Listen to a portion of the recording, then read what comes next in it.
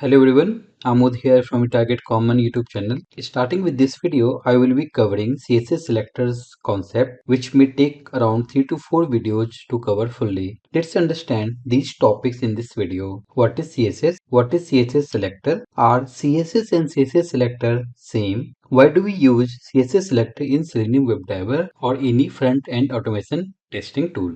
I have a simple login page here with username, password text boxes and a login button. It might serve the purpose, that is getting user logged into the application, but it does not give any better look and feel experience to user. That means we need to add styling to these wave elements so that it can look better. Something like this. We have proper alignment, we have better font size, color, background color, etc. So how can we achieve this? For this, we need to use CSS, which stands for Cascading Style Sheet. So basically, if you want to create a web page, we use HTML, which stands for Hypertext Markup Language, to create web elements like button, text boxes, headers, drop downs, etc. But if you want to add styling to those web elements like background color, font color, or alignment, we need to use CSS. Now let's try to add CSS to this login page. So suppose I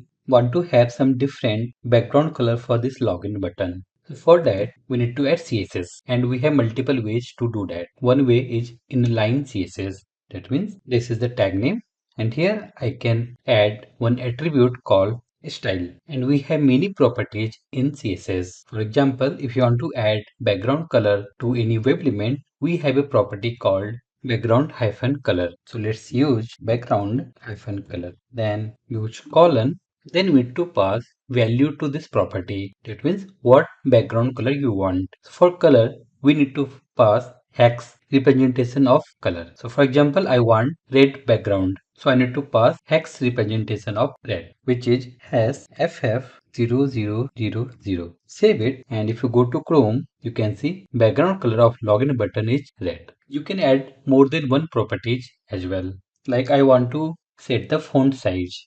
That means we see login text. We can change or update the font size of this login text. So for that, we have one property called font-size. So to pass another property, use semicolon as delimiter and use font-size colon, then pass the value which will be in pixels. So I'm going to set as 18 pixel. Save it, and if you go to Chrome, you can see login text looks bigger. So this is one of the way to style any web element, which is called inline styling. But it is possible we might have multiple buttons. For example, I'm going to duplicate this line and paste below, and this time I will have forgot password. So in Chrome, I can see I have two buttons now and they have similar styling. So suppose you want to modify this styling, then you need to modify each and every button, which is not a proper way. So we have another way to set style.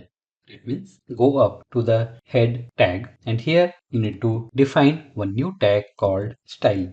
Now problem is how you will target web element. That means I want to add styling to a web element or a list of web elements. In short, how your DOM will understand which element should be styled. Here we don't have any confusion because we are embedding styling within the tag itself. But when we define style in head, we need to explicitly tell DOM how to look for web element. So for that, we need to use selector, which can be called as CSS selector. So selector is the way to locate a web element within DOM. So there are many CSS selectors, and we are going to see few of them now. So basically, I want to add style to all buttons. So here we need to use tag name, which is button, and use opening and closing braces. So this selector will find all buttons within DOM. Now you need to copy these properties and paste it here. Let's copy the second one and paste here. And let's remove this style attribute from here. Let's save it, and if you go to Chrome, you can see similar style has been applied. So if you want to add or modify CSS properties, you need to modify here. It will be applicable for all buttons. Suppose you want to apply same styling to other web elements also. For example, label. Then you can copy this tag, put a comma after button and paste here. Save it, and if you see here, username and password labels are in red. So this is also one CSS selector. Let's see one more example of CSS selector. I have two input text boxes, one for username and one for password. And I want to add some styling to password text box only. So for that, I need to uniquely identify password text box so that I can apply CSS on that. If you see source code for username text box, I have ID, and for password also I have ID. So using ID, I can uniquely identify password text box. It means I can use hash symbol here with value password. Now I can add any property. Let's add this background color. And if you go to Chrome, you can see password text box is in red background. So this is also one of the CSS selector. So now, what is the use of this CSS selector in front-end automation testing tools like Selenium WebDriver, WebDriver IO, Playwright, etc. So basically, CSS selector is not provided by any front-end web automation testing tool. CSS selector was developed to identify any web element uniquely or a group of web elements so that CSS styling can be applied.